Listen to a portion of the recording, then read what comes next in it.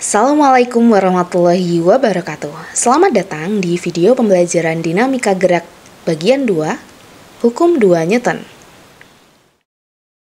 Pada suatu hari, Andi menggunakan gaya yang sama untuk menendang bola bowling dan bola plastik yang seukuran. Setelah ditendang, bola plastik bergerak cukup jauh, sedangkan bola bowling hanya bergerak sedikit. Ia mengamati bahwa bola plastik lebih mudah bergerak daripada bola bowling, padahal keduanya nampak memiliki ukuran yang sama. Hal ini dapat terjadi disebabkan karena kedua bola tersebut memiliki massa yang berbeda. Massa adalah besaran fisik yang menggambarkan jumlah materi yang terdapat dalam suatu benda. Satuan internasional dari massa adalah kilogram. Di video sebelumnya, kita sudah pernah bahas bahwasanya kecenderungan benda untuk mempertahankan posisinya disebut sebagai inersia. Nah, massa ini sering dianggap sebagai ukuran inersia atau kelembaman suatu benda. Benda yang massanya semakin besar artinya kemalasannya semakin besar dan kemampuannya untuk mempertahankan posisinya juga semakin besar. Sehingga benda yang massanya besar seperti bola bowling sebelumnya cenderung lebih sulit untuk digerakkan. Semakin besar massa suatu objek, maka semakin besar pula gaya yang diperlukan untuk memulainya bergerak dari keadaan diam, mengubah kecepatan benda tersebut, menghentikannya saat bergerak, atau mengubah arah gerak benda tersebut.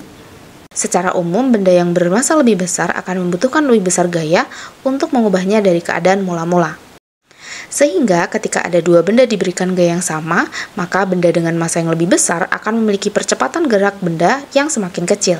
Sedangkan ketika kedua benda memiliki massa yang sama dan gaya yang diberikan berbeda, maka percepatan gerak akan dipengaruhi oleh besarnya gaya yang diberikan.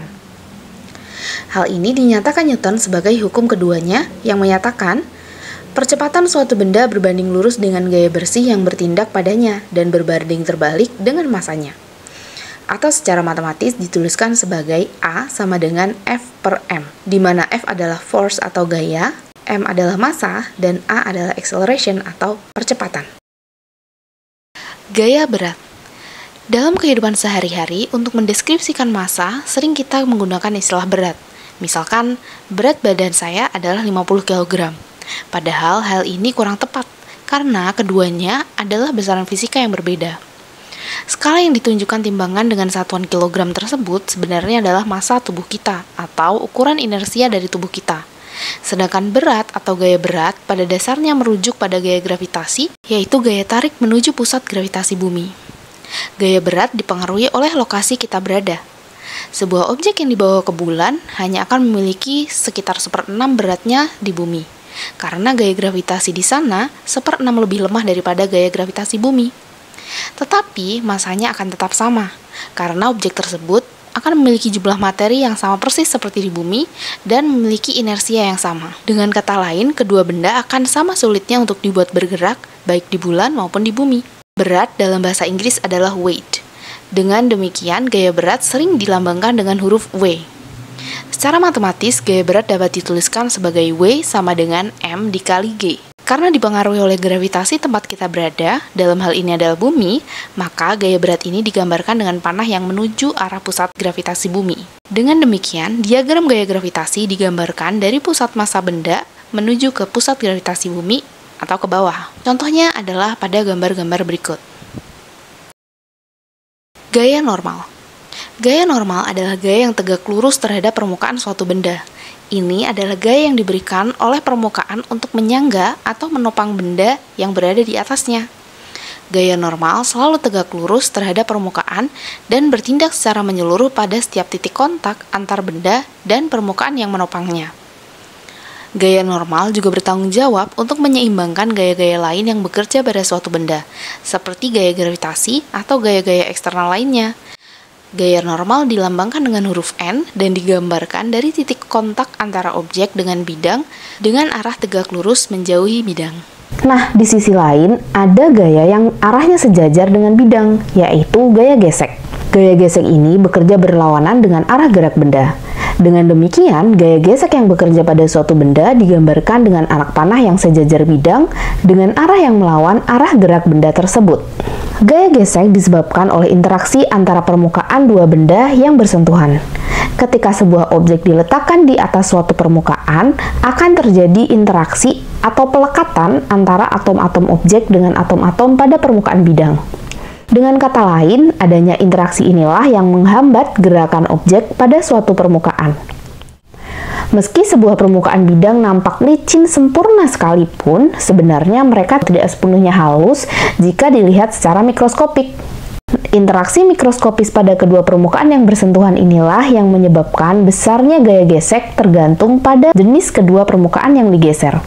Permukaan dengan komposisi bahan penyusun yang berbeda akan memiliki koefisien gesek yang berbeda pula.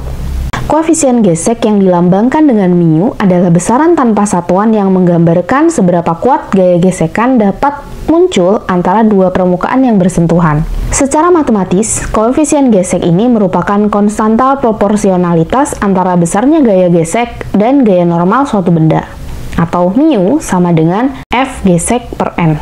Permukaan dengan komposisi bahan penyusun yang berbeda akan memiliki koefisien gesek yang berbeda pula.